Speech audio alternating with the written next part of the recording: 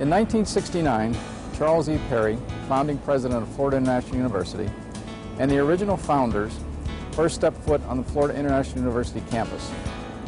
The first building where they set up shop was the old Tamiami Airport Tower. When they moved into this tower, there was no electricity, there was no running water, there was no furniture. They had an old state car with over 100,000 miles on it. That was what they used to drive to the Coral Grill restaurant. Because to make a phone call, they had to go there. There was no phones on campus. That's how the university began.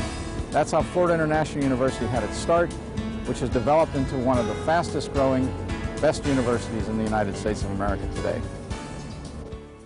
We believe that Florida International represents a new breed and a new opportunity for American higher education, an institution that's committed to service, serving its students, its community, and its world.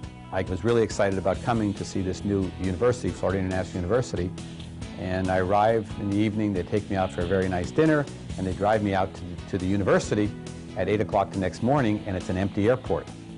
And there's this airport tower, and I'm looking around, and I'm waiting for the university, and I meet Chuck Perry. Chuck takes me outside, and he says, "Young man, imagine a university here, a building here and a building here. This place, within 20 years, will have 40,000 students." And in my mind, I'm standing here saying, this guy's out of his mind. This is a vacant lot. We began to work in the little control tower with no furniture. We had an overturned wastebasket. Chuck makes a big thing of it. I am honored to declare that at 10:57 a.m. on September the 14th, 1972, Florida International University is officially open. Chuck Perry was probably the right president for FIU when it opened. He was more of a politician, I believe, than a higher education administrator. But that's what FIU needed to get the resources. Now, a school like this obviously is going to be a different story. It will be a different story because we are committed to making it different. In 1972, I had finished my 2 years at Miami-Dade, had nowhere else to go, because my parents could not afford the University of Miami. And if FIU didn't open those doors, I would have just had an AA degree. The political powers didn't want this to be much of a competition to anything in the university system. And USF was supposed to take care of South Florida. Of course, it's 5 hours away from Miami. Florida International will have programs in the arts and sciences, education, business and organizational sciences, health and social services, technology, hotel, food, and travel services. We lived in trailers the first couple years. In the famous modular building, it was on the west side of campus for 30 years. It was just torn down recently. It was my first real office other than a trailer. At the time, it was really incredible that everything was in the PC building. The library, the bookstore, the registration office, everything. Dean Butler Wall, congratulations. We were all so young, see, because, well, the thing about it is, you only can get young people to take risks. And it's a real risk to come to a university that's not existent, you know. If you were going through school at the same time working in the neighborhood, when you came out, you'd have a great advantage. Florida International has a great deal to do with community involvement. The groundbreaking of the PC building, Premier Casa at that time is now the Perry building. It was the first major event at FIU. To maintain peace and to build peace, universities and institutes of higher learning can contribute very significantly. And UTAUNT was, who was Secretary General of the United Nations, was invited to be the keynote speaker. And this was a big deal for South Florida and a big deal for this upstart university. A new university, a new commitment.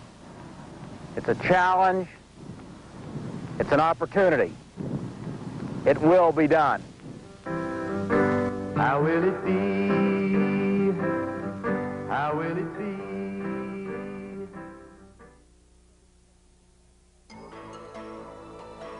The first public statement that Harold Crosby made when he became the president of Florida International University was that what the Miami area needed, what the South Florida area needed, was a strong, energetic public university.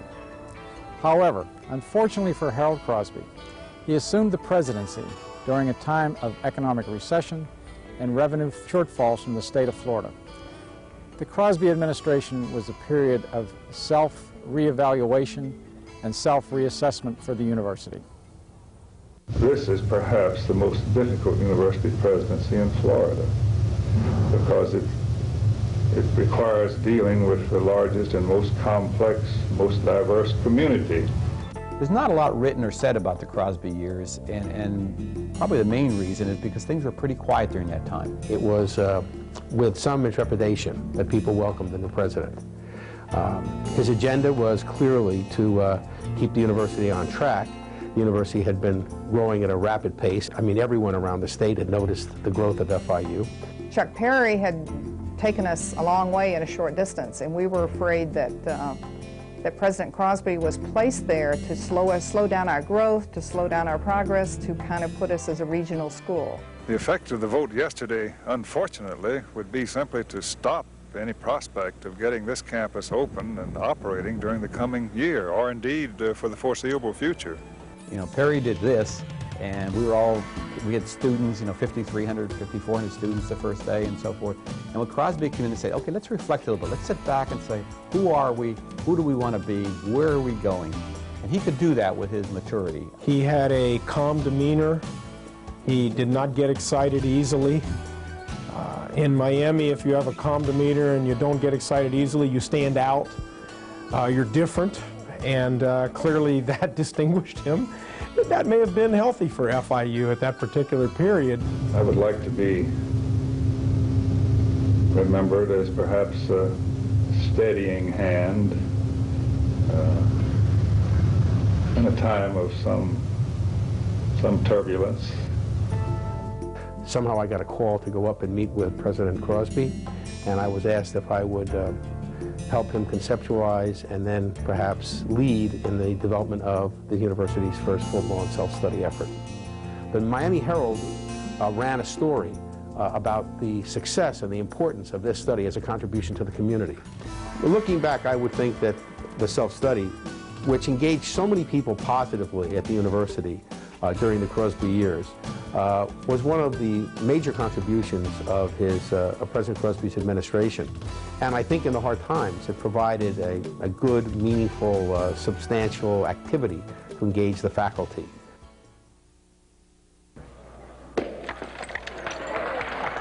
Champagne dribbling down the side of a brand new building at Florida International University's North Miami campus. FIU wants to cruise into the future. Gregory Baker Wolfe became the third president of Florida International University at age 57. Dr. Wolfe's training was in diplomacy. He had worked for both the Kennedy and the Johnson administrations. Prior to coming to Florida International University, Dr. Wolfe had been the president at Portland State University, where he was instrumental in establishing the lower division, graduate programs, and on-campus university housing. When Dr. Wolfe came to FIU in March of 1979, a new era had begun. I think the identity is better established of FIU in the world and in the country than it is in Miami. I think in many respects, Gregory Wolfe's arrival at the university was a source of new excitement. As many people commented at the time, wonderful smile, great hair, and a good sense of humor. He was a very interesting guy, very different from the people who came before him. I think one of the things that he brought to the office of the president was a certain kind of class, a certain kind of dignity. Respect for intellectual freedom, the pursuit of the frontiers of knowledge wherever it may lead, respect for process, and civility. Those are qualities that are essential. He was a very down-to-earth president. He was very interested in minorities and women. He was the first president to come with very significant leadership experience in universities. A real university needs student activities and needs to develop student leadership. And so he made sure he hired the right people to come in and start these things at an urban university. Miami is proud of its public university for the success of its graduate, the fulfillment of its founders' goals, and for its promising future. Campus life under Wolf's tenure, I was involved with it because everybody got involved with it. There was an international week that we all participated, and we got together as a group, faculty and staff, and we cooked and we danced and we did all sorts of things. I really believe in the importance of establishing selective four-year programs for highly motivated students very early. I also happen to believe in programs of educational opportunity for disadvantaged students. The expansion to lower division was a major contributor because it was during his tenure that we started our lower division and started to deal with freshmen. Florida International University, in the words of President Gregory Wolf, was excited about its new status as a four-year university. During the Wolf years, there had also been a Broward presence and the development of beginning to think about ourselves in Broward. So the refinement of location, a lot more focus on international expansion. The importance of the public university in any great city is to make access as available as possible to as many as possible who qualify to come. He worked for the State Department, so he was very interested in international exchange and international programs. He really wanted to make sure the university knew its focus as in Miami as the gateway to the Americas. Last year, we had no nursing school. This year, we do. Last year, we had no engineering school. This year, we do. Last year, we had no authorization to have residences for students on this campus. This year, we do. He was quite fluent in Spanish, had experience with the diplomatic corps, I believe during the Kennedy year presidency in Latin America. 1982, the second year I was here, we won 51 ball games, and it was just a great year. I think the most important thing you can give your children, and the most important thing you can give your colleagues, perhaps, in a climate of a relationship like we've had, are memories. Gregory Wolf, when Ella Fitzgerald was on the North Campus, jumps on the stage and starts singing with her, and he's holding an umbrella over her head, a now famous picture overhead while she's singing in the drizzling rain. And now our distinguished visiting professor, the incomparable, the one, the only Ella Fitzgerald.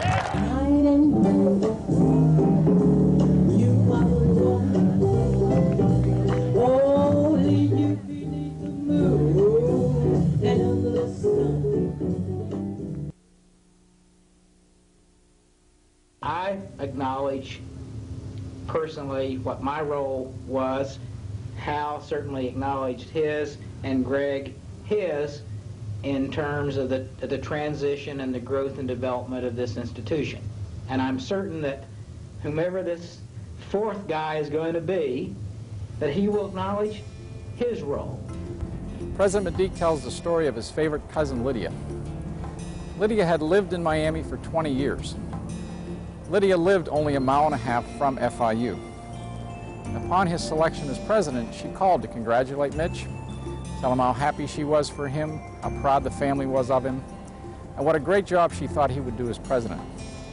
The only problem she had, the only question she had, is where is Florida International University? The new president obviously felt that the university needed more extended exposure.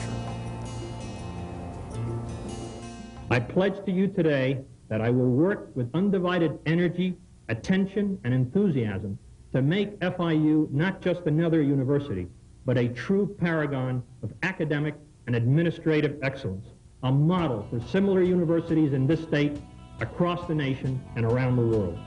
President Medique brought another kind of tenacity to the presidency. Almost from the beginning, he said, we're charting a new course. This is where I'm going, and you can come with me. He invited everybody who was willing to work to line up and to follow. And he's from business, and of course that had many of the faculty like, what does this mean he's coming from business? The faculty was going a little bit in a different direction here or there.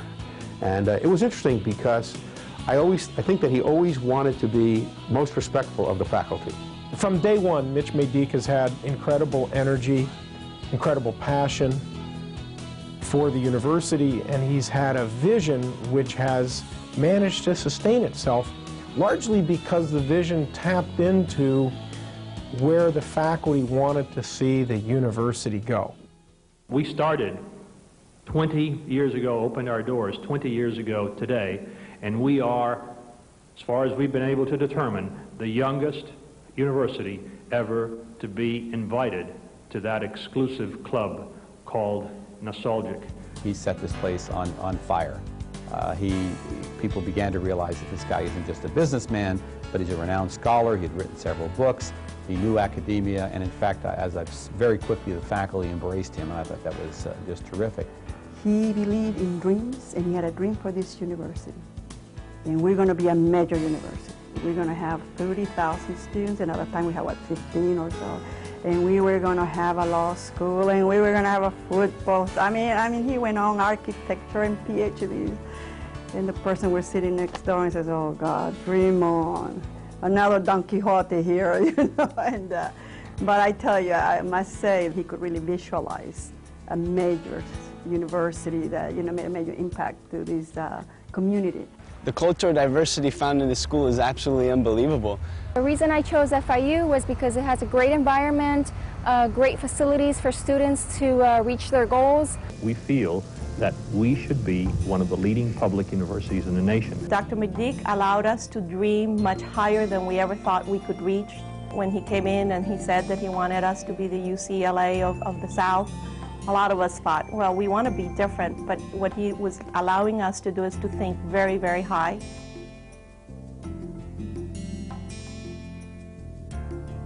We, of course, saw continued growth of the university, expansion in significant numbers of doctoral degree and other graduate programs, and expansion of the faculty in a variety of disciplines. Every great city needs a great private and a great public university. Our mission is just that, to become that great university. My faculty really sit down to talk to you. The quality of the education is awesome. And I can tell you this, they won't be asking F.I. who anymore. Never again. Until Mitch got here, we had not raised very much money for the foundation. And our university gets state support, yes, but it cannot ever be more than just an average university unless it gets external support. And that's external support through grants, sponsored research, and it's external support through foundation and gifts. Hurricane Andrew hit, and wow, what an experience that was.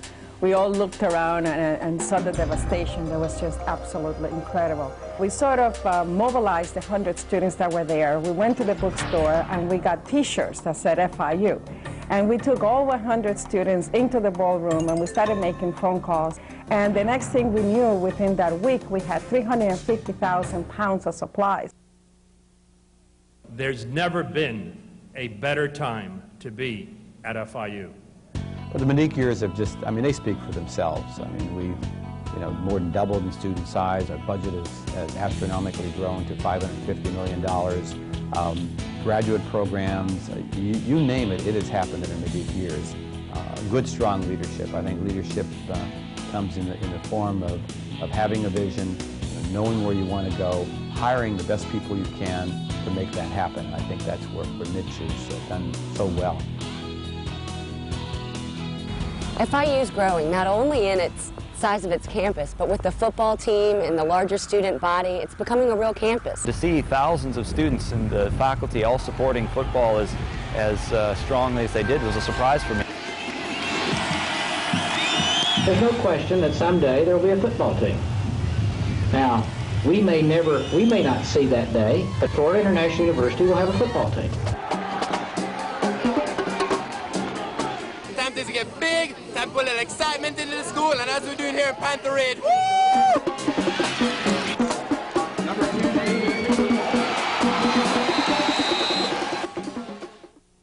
We all know President Medique's mission for this to be one of the nation's top urban public research universities, and I certainly think it will achieve that. The ultimate, I think, test of an institution is what happens to your graduates. And it is clear that this community and outside communities have accepted our graduates with flying colors.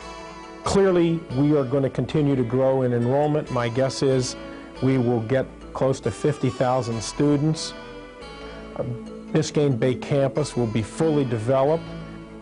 The only thing that I feel sorry about is that I'm not 15 years younger, because I'd like to be here 15 years from now to see where this place really is. I'll be on the sidelines somewhere. I'm standing just a few feet from a torch that is dedicated to the memory of Senator Ernest Capp Graham. Senator Ernest Capp Graham in 1943 that first presented a bill before the Florida legislature to establish a public university in South Florida. 60 years later, the university is one of the fastest growing young universities in the nation. Florida International University has experienced 30 extraordinary years of progress. We became a Research One university, which is the top-of-the-line research university as gauged by the Carnegie Foundation for the Advancement of Teaching.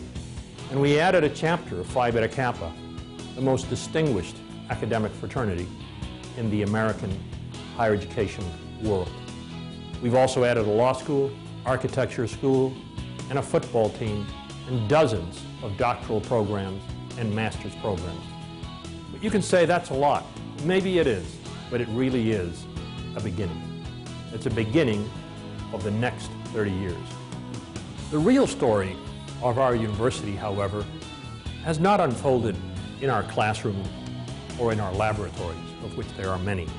It has really unfolded in our community, both in our South Florida community, as well as in the state, the nation, and indeed the entire world. And that is part of the story of what's going to happen. Florida International University at 50 will experience an even greater transformation than those we've experienced during the first 30 years. At last, the vision of President Perry of a university that was truly needed to serve the needs of our community will be realized.